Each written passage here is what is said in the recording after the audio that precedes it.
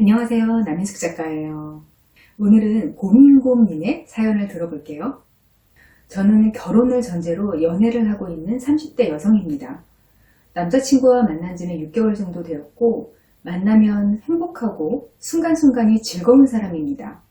그런데 최근 여러 가지 속사정을 알게 되면서 고민이 시작되었습니다. 남자친구의 경제 사정이 생각보다 안 좋고, 그 부모님이 굉장히 권위적이고 가부장적이라는 걸 알게 되었습니다. 저는 이런 배경들을 알고 남친과 헤어짐도 생각했습니다. 사실 지금도 고민 중이고요. 그런데 남친이 참 절박하게 저를 설득하고 있습니다. 부모님이 결혼하면 부모님 지역에 있는 작은 건물 하나를 남친 명의로 해주신다고 했다고, 경제 문제는 걱정하지 말라고 하고요. 부모님 문제도 자기가 중간에서 잘 조절해 보겠다고 합니다. 절대로 저 힘들게 하시게 내버려 두지 않겠다고요. 만약 그게 잘 안 된다면 부모님 안 보고 살겠다고요. 저렇게까지 저에 대한 마음이 분명하고 저를 행복하게 해주겠다는 의지가 있다면 잘 살 수 있지 않을까 싶은 마음도 듭니다. 한편으로는 어떻게든 저를 잡아보려고 거짓된 말을 하는 건가? 그런 생각도 들고요. 남자친구를 어디까지 믿어야 하는지 마음이 잘 잡히지 않습니다. 저는 어떻게 해야 할까요?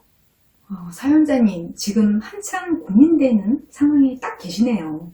지금 사연의 핵심은 남자친구의 결혼 전 약속. 이걸 믿고 결혼 전제로 계속 만날 건가? 이건데요. 결과적으로는 이 약속을 지키지 못할 가능성이 커요. 그렇다고 남자친구가 거짓말을 하는 거냐? 그런 건 아니에요. 남자친구분 입장에서는 사연자님이 엄청 붙잡고 싶은 배우자감인가 봐요. 그래서 자기 각오를 막 어필하면서 일단 마음을 붙잡아 들으는 거죠. 그 이야기를 하는 지금 마음은 진심일 가능성이 커요. 그런데 결혼을 하고 나면 여러 상황이 달라지고요. 상황이 달라지면 마음도 달라져요. 결과적으로 결혼 전에 하는 약속들은 저는 그냥 상대방에 대한 매너, 마음 표현, 이 정도라고만 생각하는 게 나중을 위해 나은 것 같아요. 지금 사연자님 남자친구분이 하는 약속들을 보면요. 별로 현실성이 없어요. 먼저 부모님의 재산을 나중에 남자친구 명의로 해준다? 이거 상속세니 증여세니 어떻게 할 건데요? 나중에 건물을 팔고 그 돈으로 뭘 어떻게 해준다?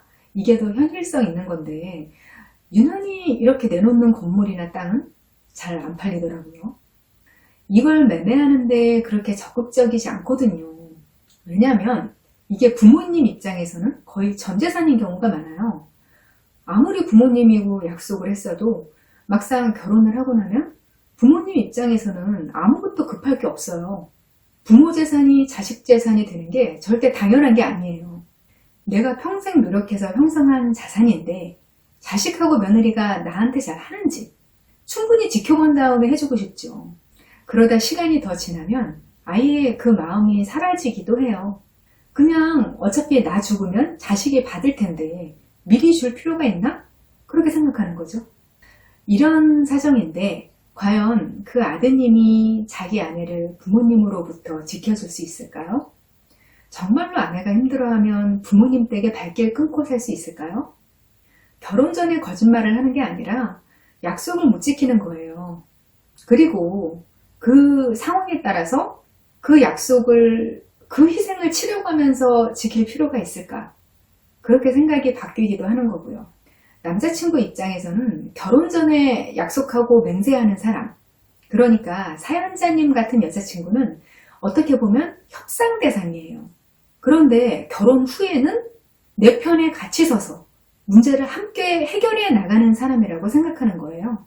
그러니까 더 시급한 문제들이 있는데 결혼 전에 한 약속에 연연하는 아내가 이해가 안 되는 거죠.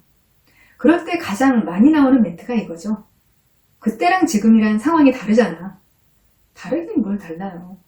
객관적인 상황은 변한 게 없는데 입장만 달라진 거죠. 근데 그 입장이 되면 그렇게 생각하게 되는 거죠. 부모님 재산에 욕심 있는 자식들은 재정적으로나 정신적으로나 쉽게 독립하기가 어려워요. 더구나 사연자님 남자친구분은 경제적으로 능력 있는 분이 아니시라면서요. 아마 지금 사연자님은 머리로는 이게 아니라고 생각하고 계실 거예요. 아무 의구심이 없으면 이런 고민도 안 하셨겠죠? 그런데 남자친구분을 믿고 싶은 마음이 있는 거예요. 여기서 결혼 전 말을 싹 다 믿지 마라. 이게 아니라 기대 안 하고 현재만 보고 마음을 결정하는 게 낫다는 거예요. 남자친구 말만 전적으로 믿고 그걸 기준으로 중요한 결정을 하지 마시라는 의미예요. 부모님이 나중에 재산을 주신다더라? 물론 나중에 정말 주실 수도 있죠. 그런데 그걸 기준으로 해서 인생 설계를 하시면 안 돼요. 그거 기대하지 말고 현재 상황으로 어떻게 살 방법이 있나 그걸 살펴보시고 정말 답이 없으면 헤어지는 쪽으로 결정하는 거죠. 내가 이 정도 노력하면 현재 안 좋은 걸 커버할 수 있겠다. 이 정도 고생을 함께할 가치가 있다. 이러면 결혼하는 방향으로 관계를 발전시키는 거죠. 원래 하자 있는 결혼은 하는 게 아닌데요.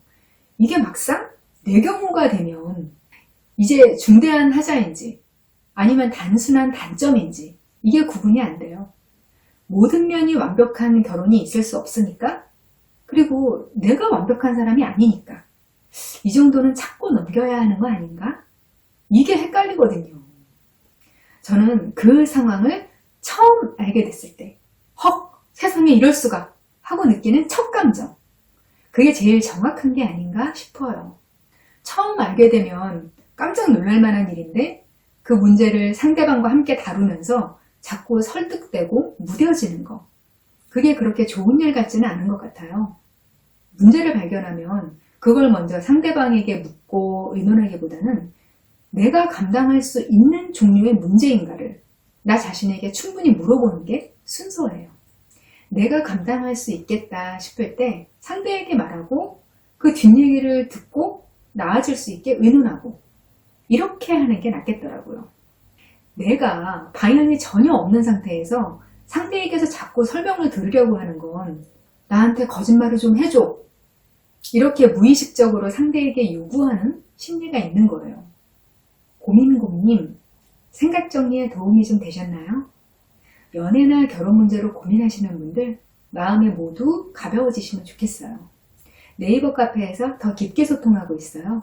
아래 영상 더보기에 있는 링크 누르시면 남희숙 작가 공식 카페 어른성장학교로 오실 수 있어요.